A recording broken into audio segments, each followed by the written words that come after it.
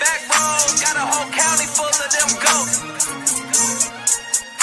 Off on the phone, hey, it's just for Beulah County. Yeah, right on your head like a bounty. Said I'm from Beulah, they know I'm from Beulah, so let me just go talk about my surroundings. Shout out them Eagles that's out in Geneva, them Lakers, oh yeah, that's Palmerton and Valley. We from the football chasing these goals. If you in the way, you get taken out proudly. And Jefferson soaring with Falcons. Said that you working, you ain't really working. You see that we working, our hands got a callus. Putting in reps till we moving some mountains. Edgewell got warriors, they won't allow it. Me, I bleed green and gold, they know defeating no dragons who run the whole city. You wildin', and they really bout it. And next we gon' go to Grand Valley. Work like a horse and don't show no remorse. So opponents keep coming, we stack them and pile them. Yeah, and kinda y'all flooded with Spartans. As soon as they pull up on game day, we park them. Cause we number one in that spot, ain't a bargain. Man, shout out St. John, they be ballin' like Harden. This for the football. This for the football. This for the football. All right, everybody, hello and welcome back here to the Crow's Nest. Believe it or not, we are in Week 8 already here in this high school football season. It has been a phenomenal one. A lot of teams coming up with big plays last week. It was an exciting week for Ashtabula County football as a whole. Tonight's player of the week was one of the guys who had a really, really special night. The Lakeside Dragons have been fighting, clawing, trying to get that 4 quarters of true football, and they finally found it last week, and in a huge part, thanks to this player of the week. We're going to bring up his stats right now. Matt Wagner goes 7 catches, 128 yards, 2 touchdowns for Lakeside's player of the week here in Week 7. Come on over, Matt.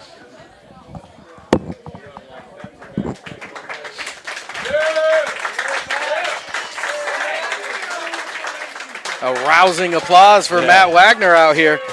So, Matt, you go out there and, you really have yourself a heck of a night. I'll tell you what, the receiving core as a whole this year at Lakeside has really been, very, very talented. You talk about guys like Terry Brown, guys like Jorge Diaz, Zion Thomas. I mean, there's so many guys that can catch the ball, but you're finding a way to get separation. Yeah. What was different coming into this year as a senior? Confidence. I'm one of the older guys, so the younger guys look up to me, so I got to make sure I'm on point every single day at practice, watching film, just teaching the young guys so they can be better than me. Yeah, you talk about teaching the young guys as a senior on a team with so many sophomores and so many freshmen who are really trying to make a big impact and forcibly so, right. Early on in their career. What were some of the things you focused on with those guys? Was it hands? Was it speed? Was it the routes? Mostly route running. We got a jug machine. In the summertime, we'd always be on them. Sometimes for individuals, we go on them. But sometimes after practice, I'd help with the younger guys and help with their routes. We just run routes, catch, and just work a lot on their craft. Yeah, so it's easy to talk about, some of the younger receivers, but, there's another young guy in this offense that has had a pretty good year this year, and that's your quarterback. How's it been like, growing with Murphy this year as he has broken every Lakeside record essentially that there is? I mean, it's great. I love Murph. I played baseball with him, so we got pretty close over baseball season, and then he went to quarterback, which was a surprise for everybody because Murphy was out line. Yeah.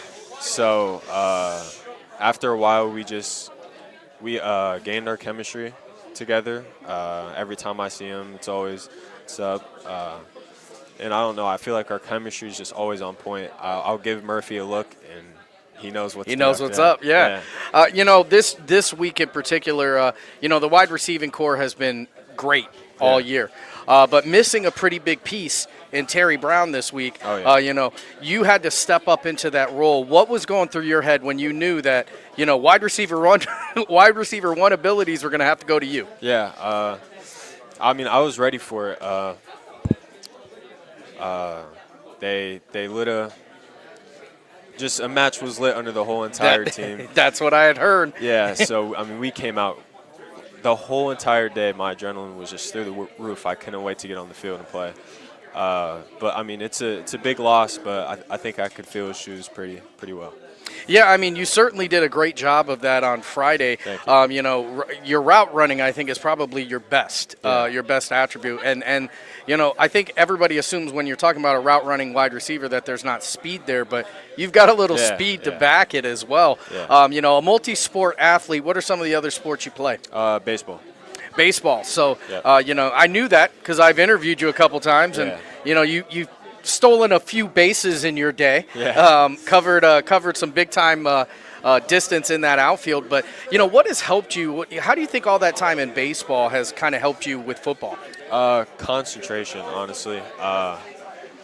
When you're in the box, you got to stay concentrated. Or say you make a bad play, if you get down on yourself, you step back in the box. I mean, you just got to stay locked in. So I feel like that translates a lot to football and helps me a lot.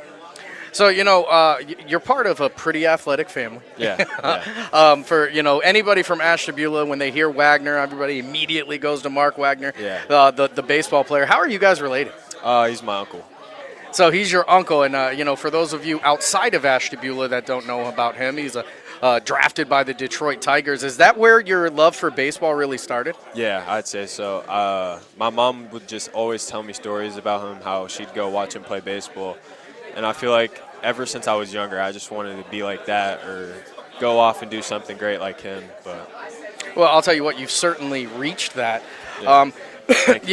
Going into Friday, you guys have a big time game, and while your primary position is on the offensive side of the ball, at times you're called on defense as well to go out there and provide, whether it's a spark, a little bit of extra help. Yeah. What's that like for you? Is that something you're just staying ready for the whole game, or? Yeah, I'd say so. Mostly.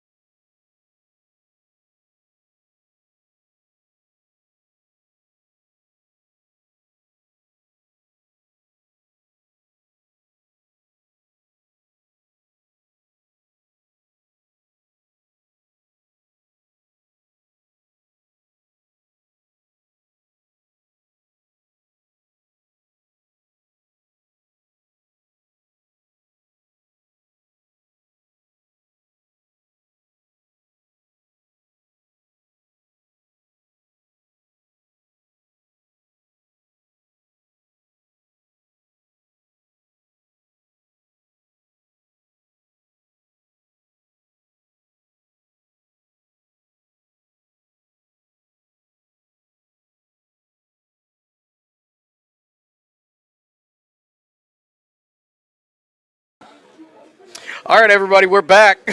Quick little technical difficulty here on this Week 8 version of the 440 Sports Show.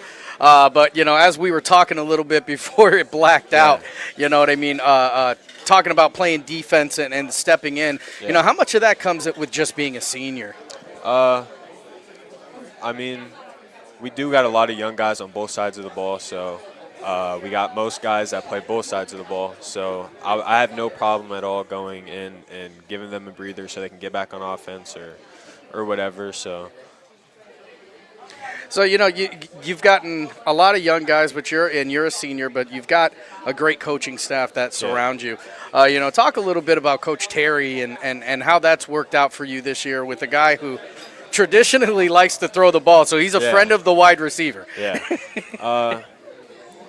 This is a little off topic, but one thing I really like about him is he's always consistent with the pass game. But another thing is he stresses the little things. He always says the little things matter, the locker room being clean, and I feel like that not only correlates to the football field, but it also correlates to helping you when you're older in life and, you start a family or whatever. So creating a man, not an athlete. Yeah. Essentially, and that's a big part. I think that gets overlooked. Yeah. As you come into week 8, you got a couple games left here in this one. You've accomplished quite a bit so far, but what are some things that you're still trying to kind of tighten up, sharpen up, or hone in before the end of the year? Definitely more touchdowns, most definitely more yards, and I just want to see myself climb up more higher on the leaderboard because I started off a little slow. I didn't get to play week 1, but I'm back, and I just want to climb the leaderboards. So you guys have a great game on Friday. Any moments in particular that stick out to you in that game? I mean, there was a lot going on back and forth. Probably my first touchdown because I got the touchdown, ran it in, and then I had the 2-point to follow that, and that was just a big moment. That's what I really think got the guys hyped, and we went into halftime and we had a lot of confidence.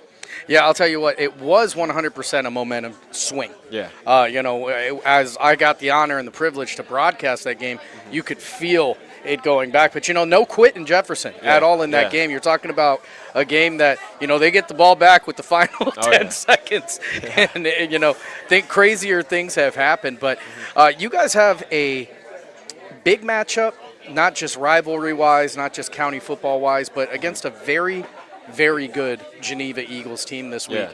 What are things that you're focusing on this week?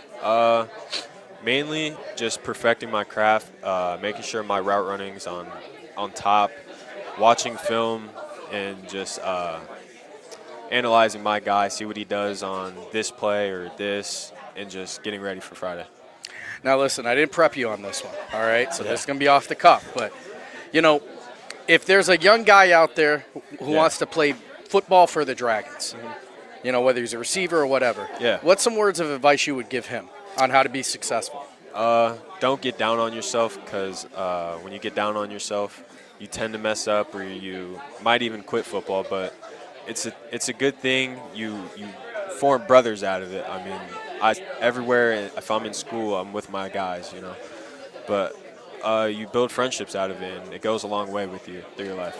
I'll tell you what, it's absolutely true. I know when you walked in here and the whole squad was in here, it's a beautiful thing to see. But, you had an excellent, excellent week of football. You've got some football left in this one. I'm sure you're going to put your stamp on it and, give it the Wagner seal of approval. It's going to be fun. Yeah. But for this week, you remain supreme as the Ashtabula County Player of the Week here on the 440 Sports Show. 2 touchdowns, a 2-point conversion, and all kinds of other plays in that game. Congratulations, Matt Wagner.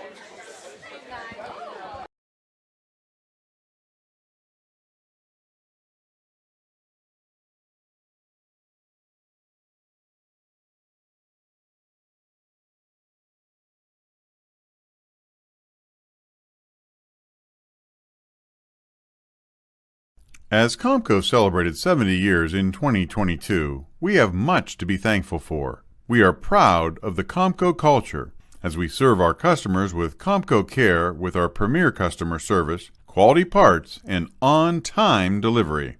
The partnerships we have with our customers and our community are second to none. We thank you for your continued support. We are proud to be part of this community and will continue to offer great jobs for great people. Change.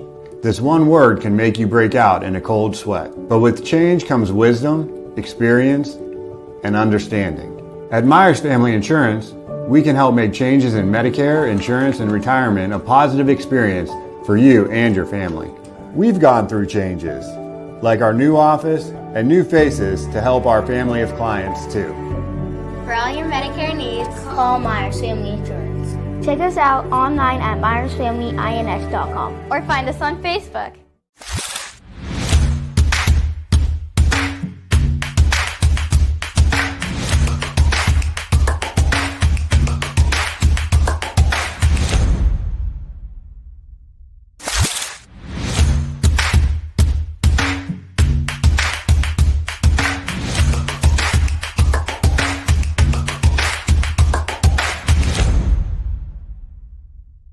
Your culinary adventure awaits at Legends Food and Drink. Experience a welcoming ambiance while you explore our appetizing menu featuring over 20 meals under $20 and over 30 lunches for $12 or less. Our private dining room seat between 10 and 20 at no additional cost. And don't forget our spacious 35-seat bar for your favorite sporting event. Book your special occasion in our elegant banquet room that seats up to 150 comfortably. Legends Food and Drink, a taste you'll remember. Market Street and Route 224 in Boardman.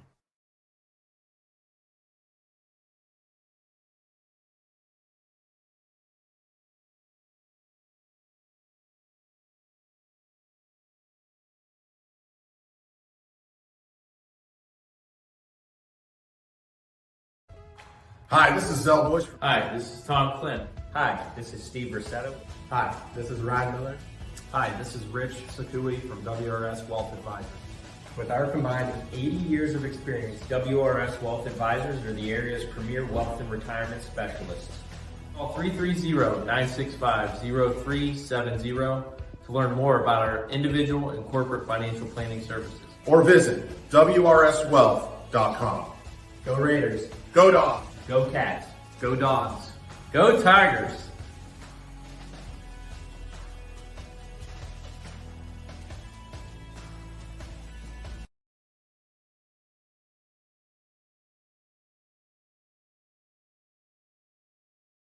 You're not waiting to see what the world has in store for you.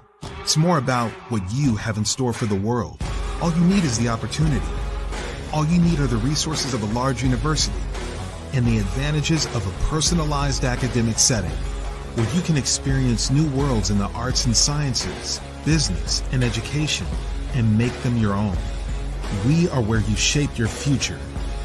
We are Youngstown State University and proud. We believe expectations are made to be exceeded. At the new Toyota of Warren, it's about more than just getting a great deal. It's about service you can count on and a friendship you can trust. Year after year, we've done what we do best. We've gone the extra mile so you could too. Because we know it's just not about buying a new car. It's the start of a new adventure. Toyota of Warren, driven by you.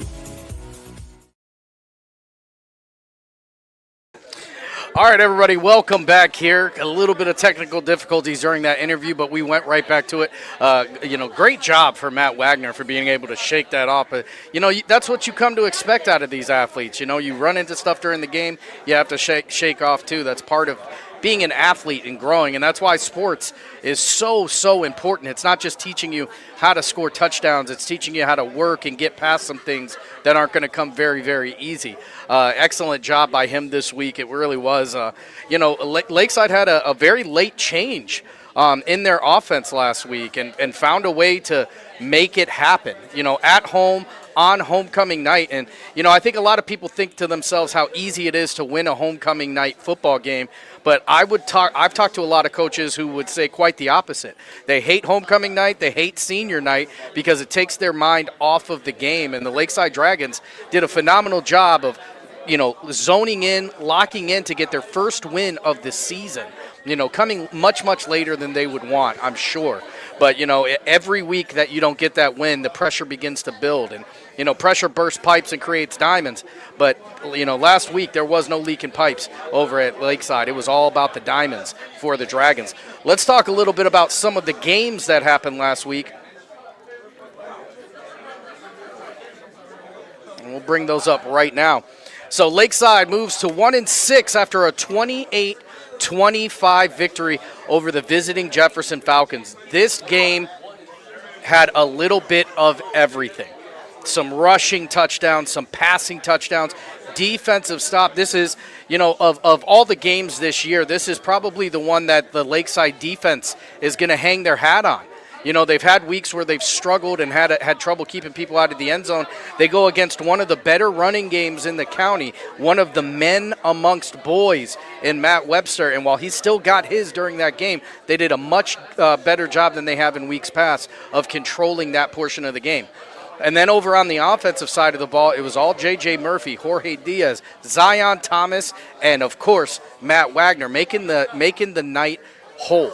The offense looked phenomenal. Lakeside moves to 1-6. They get their first win of the year, and their door prize for getting that win is to take on one of the toughest teams in Ashtabula County coming up this week on a short week on Thursday. We'll talk about that here in just a little bit. Pymatuning Valley, they have a tough night. Tough night against a very, very good football team in Mogadore. For those of you who are not familiar with Mogadore, this is a team that has been in the playoffs every year for about the past 15 years. Football is a religion down there. They've got great football players, big guys. It's a certified program down there. And PV was testing their might, right in the heart of their conference season, taking on a big opponent like Mogadore. I tip my hat to them because, there are a lot of teams that would either take that bye week or look for an opponent that they knew they were going to get the win against. Not the Pymatuning Valley Lakers. They wanted to test themselves. Homecoming night for them as well. They went out there and tested themselves. They had a pretty good first half, but Mogadore just was able to win that one with pure force and determination. The Grand Valley Mustangs, another team here in the county that had a tough night against a team that I think has surprised a lot of people in Fairport. Fairport 6-0, undefeated this year, purebred offense out there. They've got some guys out there in Lawson at quarterback, Castellano, in the backfield and at wide receiver makes them always a very, very dangerous team on offense. I think what is more impressive in this game for them is the fact that their defense played so well against Grand Valley, who's got some real playmakers on their side of the ball. You talk about Luca Raymore, you talk about Carter Turk, Mason Demshar, a lot of guys in there who have had to step up later in the season for the Mustangs this year, and have made a difference. They have made plays, and I think there's a lot of people who are kind of backing off of Grand Valley right now. I'm doing the opposite. I'm looking at a very, very strong foundation in this team, and while their playoff hopes are very, very slim, they are not impossible. Grand Valley can go out there and win some more football games and put themselves back into the conversation. Of course, they're going to need some help from some of the other teams that they've beat, but nothing is impossible here in Week 8. Geneva is not 452-0. That's a typo. They are 5-2, and they get a 49-6 win over the Conneaut Spartans. Conneaut falling to 3-4. This Geneva offense is incredible. There's a lot of people who don't like the wing tee, but the fact remains it is effective. Bryce Pete is sitting right now over 1,000 yards rushing in an offense where 3 different guys touch the ball at any given time. He has been absolutely phenomenal against them, and then you can't overlook the fact that their defense has been lights out. I mean, allowing 6 points against a very good Conneaut team. This is a team where Colby Stiltner was our player of the week last week because he had such a big week. You've got Isaiah Bowles, who is a phenomenal running back for the Spartans football team. But this last week in Week 7, it was all about the Geneva Eagles getting the job done. The Edgewood Warriors fall 18-27 against Madison, and I'm telling you, this game could have gone either way. That score was probably going to remain the same. I don't think it would have been a surprise seeing Edgewood be on the 27 side of this one. I knew it was going to be close. You look at what Edgewood does and what they do well, and what Edgewood does well is athletes. They've got a lot of great athletes. Madison had to go back to ground and pound, that old 90s style blue streak football, because the one thing you're not going to be able to do to Edgewood is outrun them. They've got guys all over the place who can score. They've got a phenomenal quarterback in J.J. Dufour. Too many JJs in the county this year. J.J. Dufour out there doing his thing, throwing for over 1,000 yards as well as rushing the ball. Josiah Pope, you've got Riley Baldwin, you've got Javen Pope, and who I'm calling creeping on the come-up of the year, and that's D'Angelo Sanchez. This is a guy that, people weren't necessarily game planning for early on in the season. When we go to stat leaders, you're going to see this guy is high up on the leaderboard. He has made plays for them, and look for Edgewood to make another push here at the end of this season. And then finally, we end the week with the St. John Heralds in a 38-12 victory over the Windham Bombers. This was a game where St. John's offense came to play. They've had some games where they've kind of sputtered out in the beginning. Not this one. Chase Newsome, another 3-touchdown game. Getting the job done. Bobby Chenault scoring for them. Gus Petros finding his way into the end zone for the Heralds in this one. But the story of this game is truly this Heralds defense. And in particular, Carlo Fasano, Muscles Marinara, who had one of the best defensive games I have ever seen since covering this. I mean, between 4 and 5 tackles for loss in just the first half alone. He gets a sack and a half in this game. You couldn't do anything, so much so that you watched Windham at one point change their offense. They stopped running to the left side of the field and taking whatever they could get on the short side because Fasano was creating so much havoc on one side of the ball. This game could have really gotten out of hand even more so because there's a couple turnovers here that St. John, I'm sure during film today, was looking at like we should have had a couple interceptions that were dropped and a couple fumbles that they weren't able to pick up. But overall, St. John plays a big-time game against Windham, another NAC opponent. Moving to 3 and 4, they've got a huge matchup this week. We're going to talk about that because there are some teams that are still in the playoff talks and some teams that really could lock in their position this week. From week 7, we move on to week 8. Let me tell you guys, as excited as I was for football last week, I may be more excited this week because we're later in the year, it's week 8, and we've got some huge games right here in the county. Starting off with Lakeside versus Geneva. So you have got the run that can't be stopped and one of the most electric passing games you're ever going to set eyes on. They're going to be meeting on the same field in this one. It's going to be J.J. Murphy versus Bryce Pete. Who is going to take the game in this one? They got to go to Geneva. They got to do it on a short week, play on a Thursday. Geneva right now is looking, even with 2 losses, to be in that top 4 and get that first week bye in Division 3, which is one of the most difficult divisions in all of Ohio, one of the most difficult regions. One of the things that kind of stands out to me in this one is Geneva once again, no matter how this season ends up, they're probably going to win their games that they need to win. In week 11, they are going to be playing Madison again. So we're going to get to see that Madison-Geneva game potentially in week 10 and week 11 because of the way the points go out. But look for this one to be high scoring. I'm really interested to see, the few times that Geneva has struggled this year on defense has been against a big-time passing attack. Can Lakeside unlock that? Can they take advantage of that? And are they going to have enough to stop the freight train that is Bryce Pete? We're going to find out on Friday. I can't wait. Or on Thursday, excuse me. That's going to be Scott Demos and James Westover on that call live from the Spire. Pymatuning Valley at 4 and 3. They're going to Windham to play the Windham Bombers, who are 1 and 6. I think this is a really good bounce back game for the Lakers. They had a tough day against Mogador,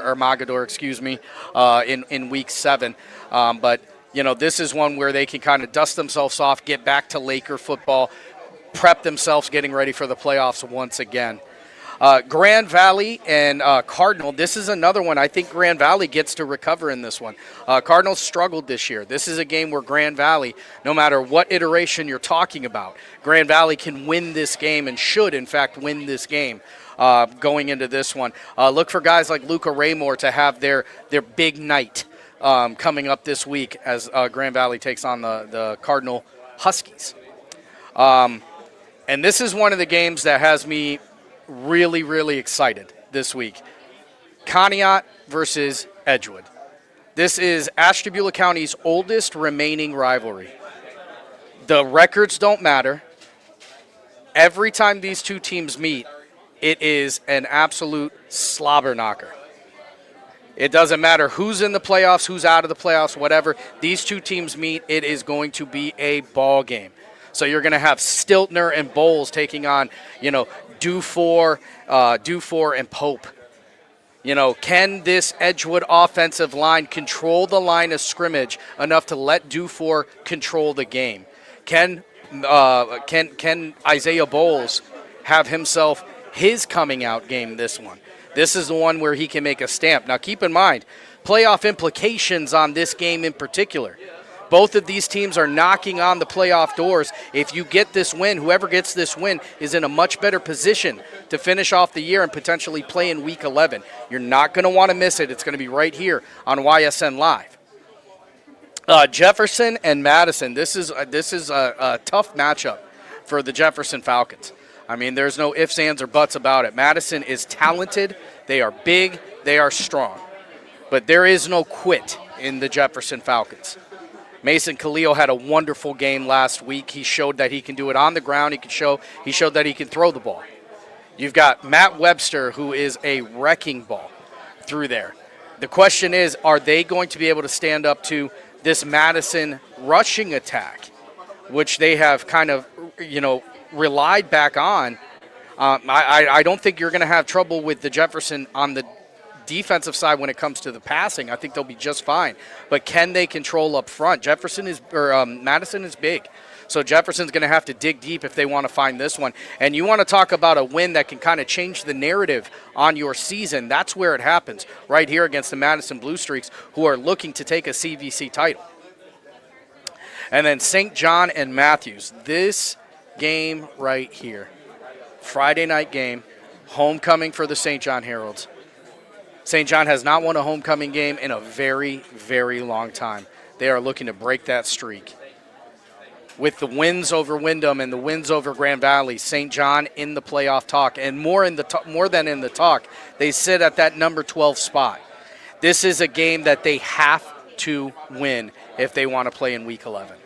They're going to need everybody to do exactly what they can do to win this ball game. Matthews, you look at that score and some people are saying, well, they're down. They haven't, beat too many teams with wins. None of that matters. Let me tell you something about Matthews. They can score. This is a team that can score. So this could go back and forth. It could potentially be a game of who gets the ball last, who is going to stand up to the pressure the best. I'll be on that call on Friday. You can catch that right here on ysnlive.com. Also, the Jefferson-Madison game, also a Thursday game. So you can catch those on Thursday. And if between checking out those games, you can also head over to our show, Zone Coverage, which will be going on Thursday of this week. That's myself, DJ Yoakley, Greg McAfee, making picks for all 30-plus games that are going to be on the network. That was this week's preview. Now, we get to my favorite and most controversial part of the show. I will say again, as I do every week, I utilize the stats that are given to me. All teams are put into the exact same formula when it comes to the total tackle number. Your total tackle number, you get 1 point for a solo, half of a point for an assist. You get 1 point for a TFL, 1 point for a sack. So if my numbers don't match the numbers on your locker room, it's because it's been put in the formula. I can promise you I am not pumping the numbers for anybody. I am simply reporting what I'm given. Without further ado, it's time for the Stat Leaders.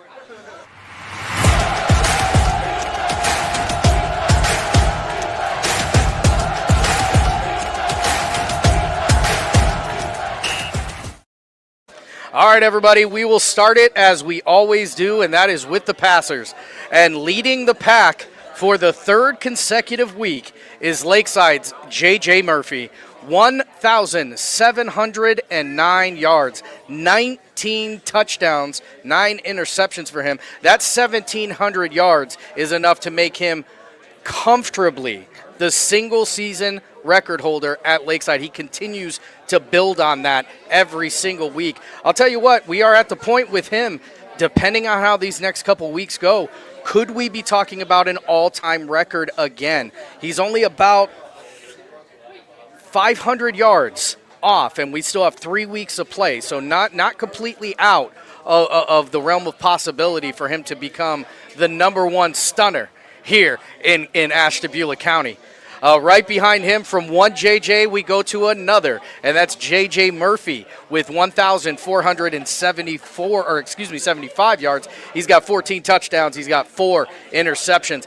Dual threat quarterback who has taken the passing game so seriously for the Edgewood Warriors this year. Justin Britton from the Pymatuning Valley Lakers, 1,126 yards, 13 touchdowns, 7 interceptions. I never thought I'd see the day where you had 1,000 yards passing coming from the Lakers. Neil Croston told me, hey, we don't just run the ball out here. They get the job done out there as well. Colby Stiltner comes next on the list, 1,039 yards, 5 touchdowns, 8 interceptions.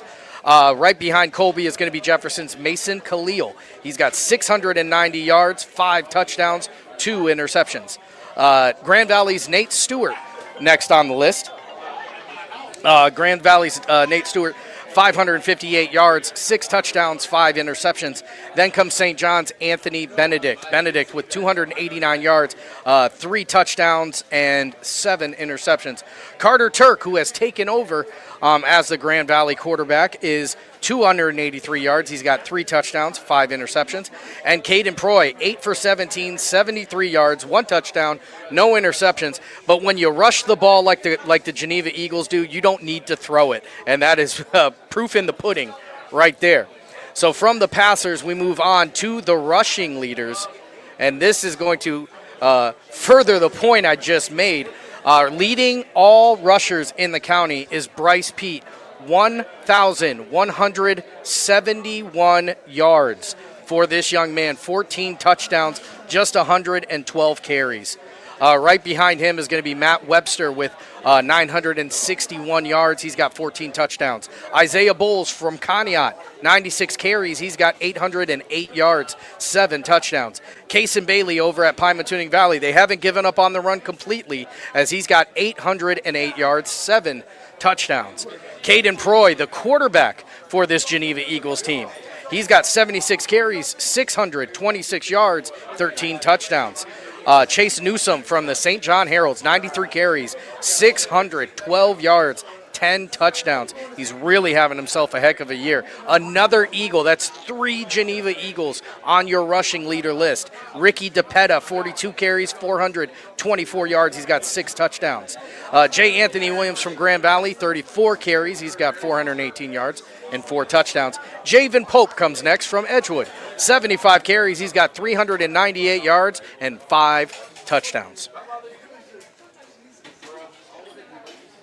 Now from the runners to the catchers as we go to the pass catchers here in the area, and leading the way 3rd week in a row, Jace Folkman, 28 catches, 525 yards and 6 touchdowns for the Pymatuning Valley Lakers. Right behind him, nipping at his heels, is Josiah Pope from Edgewood. He's got 35 catches. He's got 494 yards. He's got 5 touchdowns. Terry Brown comes in 3rd, 28 catches, 473 yards. He's got 6 touchdowns. And this is the one I was telling you about, Devin Sanchez, 28 catches, 446 yards. He's got 4 touchdowns. He's become a certified playmaker for this Edgewood offense. Devin Salinas for the Jefferson Falcons with 27 catches. He's got 429 yards, 6 touchdowns. Matt Wagner bullies his way back onto the list. Here, 33 catches, 367 yards. He's got, 413 yards. He's got 5 touchdowns. Jorge Diaz with 24 catches. He's got 367 yards. He's got 2 touchdowns for the Dragons. Sean Croston over at PV with 34 catches. He's got 333 yards, 6 touchdowns for the youngest Croston. J. Anthony Williams with 10 catches, 326 yards for J. Anthony Williams, 3 touchdowns. And from the pass catchers, we go to the tackles. Remember, I gave you guys the formula. If you've got any questions, go over to Instagram. It's printed out over there too. Leading the area in tackles is Pymatuning Valley's Sean Croston with 73.5 tackles. unbelievable numbers for Croston over there at PV. Right behind him is Conneaut's Chetty Arcaro with 62 tackles. Ricky DePetta comes in at third place with 58.5 tackles. Bryce Pete right on his heels with 55. Brody Dietrich over at Jefferson, he's got 53.5. Lakeside's Tyree Anderson, that's big 6, not little, with 50 tackles for the Dragons. Mason Thor comes in next with 45 tackles. Josh Sabo from Conneaut, 42.5. Caden Proy for Geneva with 39.5 tackles. Christian Brott with 39 for the Edgewood Warriors. And our TFL leaders, this is one of the most, if not the most impressive stat that I'm going to give out tonight. I mean, the only one that rivals this is Murphy's 1,700 yards. Chetty Arcaro with 13 TFLs is absolutely phenomenal. Unbelievable through just 7 weeks of play. This Conneaut Spartan is in the mix every single play. Right behind him is going to be Sean Croston with 11. Sean Croston from PV, and Carlo Fasano, Muscles Marinara, with 8 TFLs. Kason Bailey with 6 at PV. He's tied with Mason Thor from Edgewood, who also has 6. Jacob Clemens from Geneva tied with them as well with 6. Chris McKeechin with 5. And Ricky DePetta tied with him with 5 from Geneva, as well as another Geneva, Chase Cinco with 5. Cinco living up to the name there, 5 TFLs for Cinco.